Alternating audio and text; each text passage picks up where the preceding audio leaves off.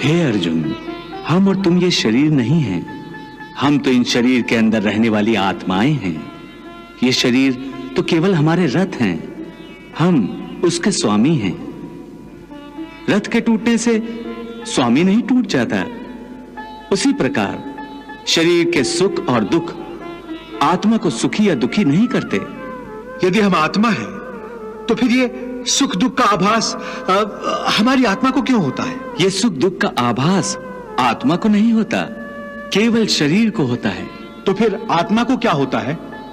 आत्मा को कुछ नहीं होता, क्योंकि ये होना न होना, सुख दुख, सर्दी गर्मी, ये सब प्रकृति के नियम हैं। आत्मा तो अविनाशी परमात्मा का अंश है, इसलिए आत्मा प्रकृति की सीमा से बाहर है। आत्मा अचिंत्य है, मानवीय चेतना के चिंतन के घेरे में नहीं आती। अर्जुन, आत्मा पर प्रकृति और सृष्टि के नियम लागू ही नहीं होते, क्योंकि वो सृष्टि और प्रकृति दोनों ही की पहुंच से बाहर है।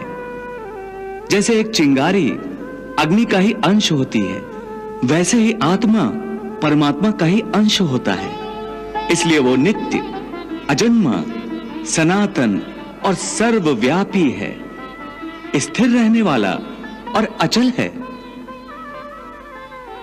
हे पार्थ, आत्मा को न कोई शस्त्र काट सकता है, न उसे अग्नि जला सकती है, इसको जल नहीं गला सकता, न इसे वायु ही सुखा सकती है। हे अर्जुन, ये सब समझकर तुम्हें ना किसी के मरने का शोक मनाना चाहिए और ना किसी के ना मरने की खुशी का प्रदर्शन करना चाहिए। हे केशव, ये सब मानकर भी कि आत्मा नित्य, सनातन और अजन्मा है, उसे शस्त्र नहीं काट सकते, आग नहीं जला सकती, फिर भी प्राणी की आत्मा को दुख सुख, शोक खुशी, मान अपमान, पीड़ा और आनंद का एहसास क्यों होता है? हे पार्थ, मैंने पहले ही तुम्हें बताया कि सुख दुख का आभास करना आत्मा का नहीं, शरीर का काम है।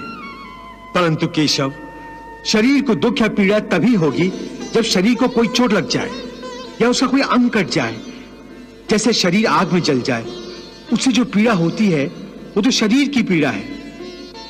परंतु मान हानि होने से जो दुख होता है या मान होने से जो आनंद आता है, उसमें तो शरीर को कोई चोट नहीं पहुंचती। वो मान हानि का दुख, वो अपकीर्ति की पीड़ा तो आत्मा को ही होती है ना? नहीं अर्जुन, ये कीर्ति अपकीर्ति, मान अपमान, ये लाभ हानि, ये जीतने का आनंद अथवा हारने की पीड़ा, ये भी आत्मा को नहीं होती। ये आत्मा का काम नहीं है, ये तो मन की शरारत है। मन की शरारत? इसका क्या अर्थ है केशव? पार्थ, प्राणी के शरीर का एक अदृश्य अंग है मन, जो दिखाई नहीं देता, परंतु वही सबसे शक्तिशाली हिस्सा है शरीर का। ये याद रखो कि मन शरीर का हिस्सा है, उसका आत्मा से कोई संबंध नहीं। आत्मा यदि रथ में बैठा हुआ रथ का स्वामी है, तो मन शरीर रूपी रथ का सारथी है। ये मन ही इंद्रियों के घोड़ों को इधर उधर भटकाता है।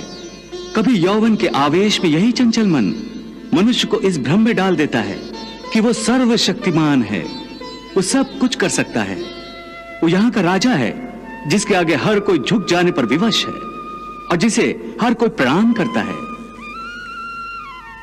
जिस तरह दीपक की बाती को दीपक तले छुपा अंधेरा दिखाई नहीं देता, उसी तरह जवानी को उसके पीछे छुपा बुढ़ापा और कमजोरी दिखाई नहीं देती। परंतु जब शरीर के दीपक में यौवन शक्ति का घी जल जल कर समाप्त होने लगता है और दीपक तले छुपा अंधेरा बढ़ने लगता है, तो मनुष्य घबराकर चिल्लाने लगता है, मैं बीमार हूं। ये रोने का नाटक भी मन ही करता है। हे अर्जुन, मनुष्य को मैं के घमंड की मदिरा पिलाकर मधोश करने वाला पाखंडी केवल मन है। वाह प्रभु वाह।